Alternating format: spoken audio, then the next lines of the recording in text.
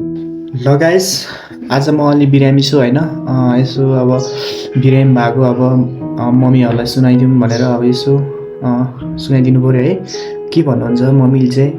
यसो म फोन गर्छु मम्मीलाई, माइ मम चाहिँ एकचोटि फोन गरिहेर्छु। के भन्नुहुन्छ है? प्रतिनिधि सभा सदस्य निर्वाचनका लागि मतदान भइरहेको छ। कतै मतदान गर्न छुट्नु भएको त छैन। आफ्नो मतदान हेलो मम्मी, म त बिरामी भयो नि।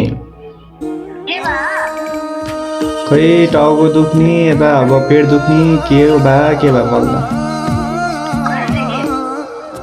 हिजो अस्तिदेखिबाट हुनु त भएको, आज झन् चाबे जस्तो भयो।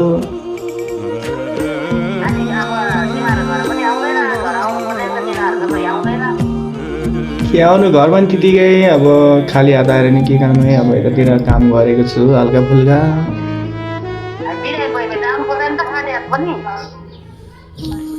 त्यस्तो माया लाग्छ है मेरो।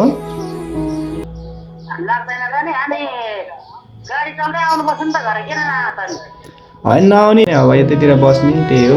अनि यसो काम गरेर अब टक्क लाएर हस्पिटलतिर जानु पर्यो रहेछ जताउनु लागि, न केही छ कि भन्ने रोग भित्रतिर शरीरतिर।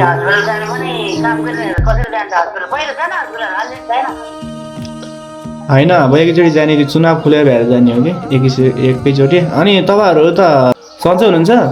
ए जताउनु पर्छ नि त, अब काठमाडौँतिर आउनुपर्छ। ल ल मम्मी, ल राखेको है, आफ्नो केयर गर्नु होला।